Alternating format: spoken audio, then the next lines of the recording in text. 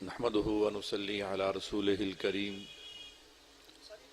اما بعد اعوذ بالله من الشيطان الرجيم بسم الله الرحمن الرحيم وقال ربكم ادعوني استجب لكم اللهم صل على محمد وعلى آل محمد كما صليت على إبراهيم وعلى آل إبراهيم إنك حميد مجيد اللهم بارك على محمد وعلى آل محمد كما باركت على إبراهيم وعلى آل إبراهيم إنك حميد مجيد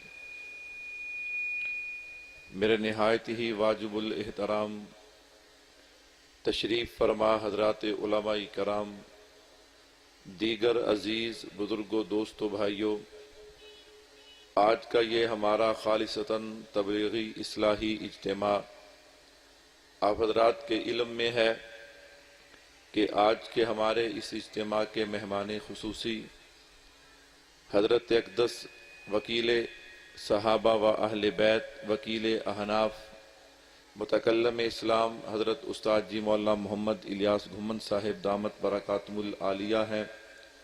حضرت استاد جی تشریف فرما ہیں اور حضرت کی موجودگی میں بیان یہ نہایت ہی مشکل ہے۔ حضرت استاد جی کا حکم، مولانا نواز صاحب کا حکم، میں نہایت ہی مختصر وقت میں جو آیت کریمہ تلاوت کی ہے اس پہ چند باتیں عرض کر کے اپنی بات کو ختم کروں گا۔ اللہ سے دعا ہے اللہ شرح صدر کے ساتھ کلام کرنے کی توفیق عطا فرمائے۔ میرے بھائیوں، اللہ رب العزت قرآن کریم میں ارشاد فرماتے ہیں وَقَالَ رَبُّكُمُ ادْعُونِي أَسْتَجِبْ لَكُمْ، کیا معنی؟ اے میرے بندے، دعا مانگنا تیرا کام ہے اور تیری دعا کو قبول کر لینا عرش والے خدا کا کام ہے۔ میرے بھائیوں، وَقَالَ رَبُّكُمُ ادْعُونِي أَسْتَجِبْ لَكُمْ، حضرت قتادہ رحمۃ اللہ علیہ فرمایا کرتے تھے میں نے حضرت کعب سے سنا کہ اللہ نے امت محمدیہ کو جو خصوصیات عطا کی ہیں ان خصوصیات میں سے ایک خصوصیت کا ذکر اللہ نے اس آیت مبارکہ میں کیا۔ آپ کہیں گے خصوصیات کا کیا معنی؟ میں آپ صلی اللہ علیہ وسلم کی خصوصیات پہ ایک نظر ڈال کے پھر اس آیت میں جو اللہ نے خصوصیت بیان کی ہے اس پر بات آپ حضرات کے سامنے عرض کروں گا۔ اللہ نے جناب محمد الرسول اللہ صلی اللہ علیہ وسلم کو بہت ساری خصوصیات سے نوازا ہے اور آپ صلی اللہ علیہ وسلم کی نسبت سے اللہ نے اس امت کو بھی بہت ساری خصوصیات سے نوازا ہے۔ بات سمجھانے کے لیے حضرت موسیٰ علیہ السلام کی ایک دعا ہے، اس دعا کے دو حصے آپ حضرات کے گوش گزار کرتا ہوں تاکہ اندازہ ہو اللہ نے امام الانبیاء صلی اللہ علیہ وسلم کی نسبت سے ہمیں کتنی خصوصیات سے نوازا ہے۔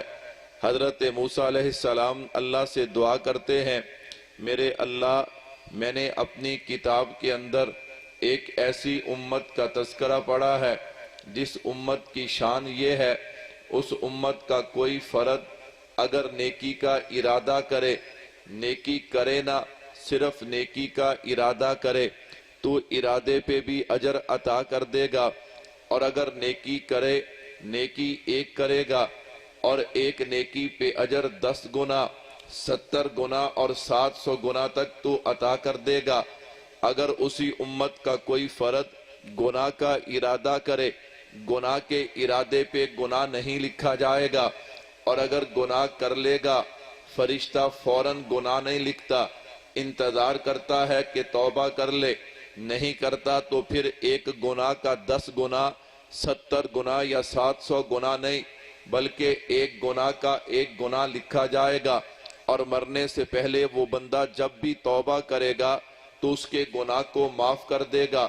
اللہ یہ جو شان والی امت ہے، ارادے پہ نیکی کا اجر، ایک نیکی پہ 700 نیکیوں کا اجر، گناہ کے ارادے پہ گناہ نہیں، ایک گناہ کا 1 گناہ اور وہ بھی معافی مانگنے پہ معاف کر دیا جائے گا۔ اللہ یہ خصوصیت والی امت مجھے عطا کر دے۔ فرمایا کلیم اللہ یہ امت آپ کو عطا نہیں کرنی، یہ امت محمد مصطفیٰ کو عطا کرنی ہے۔ میرے بھائیو، اللہ نے ہمیں کتنی خصوصیات سے نوازا۔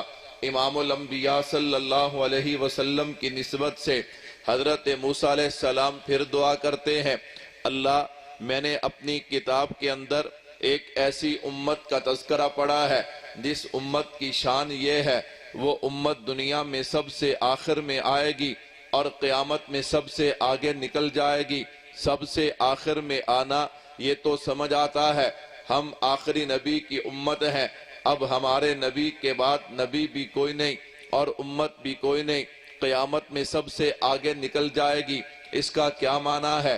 سیدنا فاروق اعظم رضی اللہ تعالیٰ عنہ ایک دن جا رہے تھے، راستے پہ یہودی ملا، آپ نے اس یہودی سے قرض لینا تھا، اسے روکا اور روک کر فرمایا یہودی مجھے اس خدا کی قسم جس نے آمینہ کے لال کو ساری کائنات کا سردار بنایا ہے، آج جب تک تو میرا قرض نہیں دے گا میں تجھے یہاں سے جانے نہیں دوں گا۔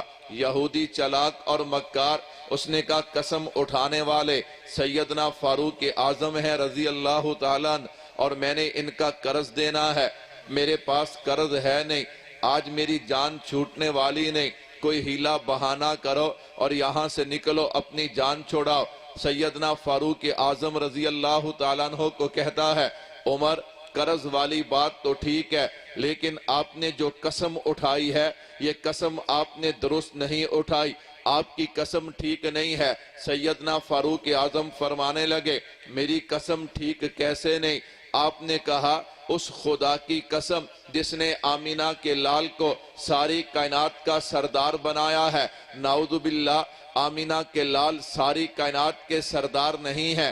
اب سیدنا فاروق اعظم تھے، ایک تھپڑ یہودی کے دے مارا اور کہا یہودی سن لے، ہم سب کچھ برداشت کر سکتے ہیں، نبی کی توہین برداشت نہیں کر سکتے۔ یہودی کو تو موقع چاہیے تھا، اس نے کہا عمر تو نے تھپڑ مارا، اب فیصلہ تیرے نبی کی بارگاہ میں ہوگا۔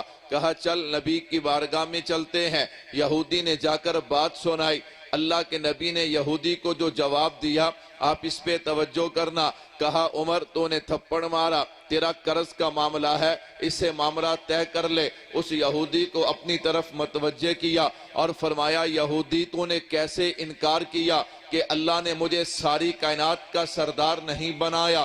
سن لے، اللہ نے جناب آدم کو صفی اللہ بنایا، جناب نوح کو نجی اللہ بنایا، جناب ابراہیم کو خلیل اللہ بنایا، جناب اسماعیل کو ذبیح اللہ بنایا، جناب موسیٰ کو کلیم اللہ بنایا، جناب عیسیٰ کو روح اللہ بنایا۔ یاد رکھ انا حبیب اللہ، اللہ نے مجھے اپنا حبیب بنایا ہے۔ سن لے کل قیامت کا دن ہوگا، آدم تا عیسیٰ سب انبیاء موجود ہوں گے، لیکن جب تک میں جنت میں نہیں جاؤں گا کوئی نبی بھی جنت میں نہیں جا سکے گا۔ ساری امتیں موجود ہوں گی لیکن جب تک میری امت جنت نہیں جائے گی کوئی امت بھی جنت نہیں جائے گی۔ میں نے کہا یہ ہے حضرت موسیٰ علیہ السلام کی دعا کا خلاصہ کہ دنیا میں سب سے آخر میں اور قیامت میں سب سے آگے نکل جائیں گے۔ اللہ یہ جو شان والی امت ہے یہ امت مجھے عطا کر دے۔ اللہ فرماتے نانا کلیم اللہ یہ امت تجھے عطا نہیں کرنی، یہ امت محمد مصطفیٰ کو عطا کرنی ہے۔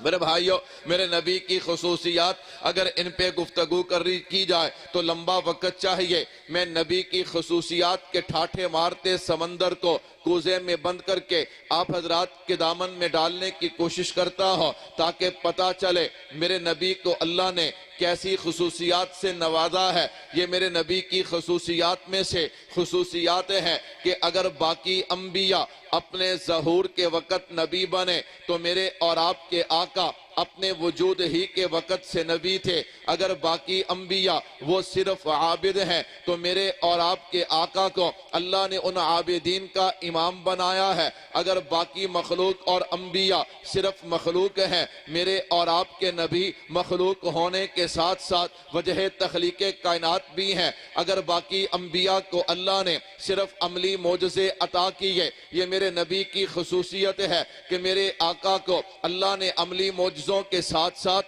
علمی معجزہ قرآن بھی عطا کیا ہے۔ اگر باقی نبیوں کو کتابیں وہ ملی ہیں جو صرف کتاب اللہ ہے، میرے اور آپ کے نبی کو کتاب وہ ملی ہے جو کتاب اللہ بھی ہے، کلام اللہ بھی ہے۔ اگر باقی نبیوں کو کتابیں وہ ملی ہیں کہ جن کی حفاظت کا ذمہ خدا نے نہیں لیا، میرے اور آپ کے آقا کو کتاب وہ ملی ہے کہ جس کی حفاظت کا ذمہ خود خدا نے لیا ہے۔ میرے نبی کی خصوصیات میں سے ہے، اگر باقی انبیاء ان کے ادیان کے اندر ایک نیکی پہ اجر ایک ہے، میرے اور آپ کے نبی کے دین میں ایک نیکی پہ اجر 700 گنا تک ہے۔ اگر باقی انبیاء اور ان کی امتیں نماز ایک پڑھتی ہیں، اجر ایک نماز کا ملتا ہے۔ میں اور آپ نمازیں 5 پڑھتے ہیں، اجر 50 نمازوں کا ملتا ہے۔ حضرت آدم علیہ السلام اگر اللہ نے ان کو حجر اسود جنت کا پتھر عطا کیا، میرے نبی کی خصوصیت ہے، اللہ نے میرے نبی کے منبر سے لے کے میرے نبی کے روضہ تک ما بین بیتی و منبری روضۃ من ریاض الجنہ، اسے جنت کا ٹکڑا بنا دیا ہے۔ حضرت موسیٰ علیہ السلام اگر وہ کلیم اللہ ہے، میرے اور آپ کے نبی حبیب اللہ ہے۔ حضرت ابراہیم علیہ السلام اگر چخا میں گئے، آگ کچھ نہیں کہتی، میرے آقا جس چیز کو ہاتھ لگا دیں اس پہ بھی آگ اثر نہیں کرتی۔ حضرت عیسیٰ علیہ السلام مردوں کو زندہ کرنے کا معجزہ، میرے نبی نے روحوں کو زندہ کیا ہے۔ میرے بھائی، میرے نبی کی خصوصیات میں سے ہے، ہر نبی ایک ایک علاقے اور بستی کے لیے رحمت بن کے آیا ہے۔ میرے اور آپ کے آقا پوری کائنات کے لیے رحمت بن کے آئے ہیں۔ یہ نبی کی خصوصیات میں سے خصوصیات ہیں۔ خیر عرض کر رہا تھا، وَقَالَ رَبُّكُمُ ادْعُونِي أَسْتَجِبْ لَكُمْ۔ حضرت قتادہ فرماتے، حضرت قعب فرمایا کرتے تھے، یہ اس امت کی خصوصیات میں سے ایک خصوصیت ہے۔ آپ کہیں گے مولوی صاحب دعا مانگنا یہ کیا خصوصیت ہے؟ حضرت قعب فرماتے، یہ دعا مانگنا اور پھر اس دعا پہ قبولیت کا وعدہ، یہ پہلی امتوں کے ساتھ نہیں تھا، یہ خصوصیت انبیاء کے لیے تھی۔ اللہ کا نبیوں کے ساتھ وعدہ تھا، نبیوں تم دعا مانگو میں تمہاری دعا کو قبول کروں گا۔ لیکن اللہ نے وہی اعزاز جو ہے جو پہلے نبیوں کو عطا کیا، وہ خصوصیت جو پہلے نبیوں کو عطا کی تھی، اللہ نے وہ اس امت کے ہر فرد کو عطا کر دی ہے۔ وَقَالَ رَبُّكُمُ ادْعُونِي أَسْتَجِبْ لَكُمْ۔ اے امت محمدیہ، دعا مانگنا تمہارا کام ہے، قبول کر لینا عرش والے خدا کا کام ہے۔ تو پھر مجھے کہنے دیجئے نا کہ میری اور آپ کی آج جتنی بھی پریشانیاں ہیں، جتنے بھی حالات ہیں، یہ مصیبتیں ہیں، بیماریاں ہیں، پریشانیاں ہیں، بد امنی، اس چیز کا ایک ہی علاج ہے، ہم اپنے اللہ سے مانگنا شروع کر دیں۔ جب ہم اپنے رب سے مانگیں گے انشاءاللہ اللہ ہماری دعاؤں کو قبول فرمائیں گے اور ہمارے حالات بہتر ہوں گے۔ اللہ سے دعا ہے اللہ مجھے اور آپ کو اپنی بارگاہ سے مانگنے کی توفیق عطا فرمائے۔ وما علینا الا البلاغ۔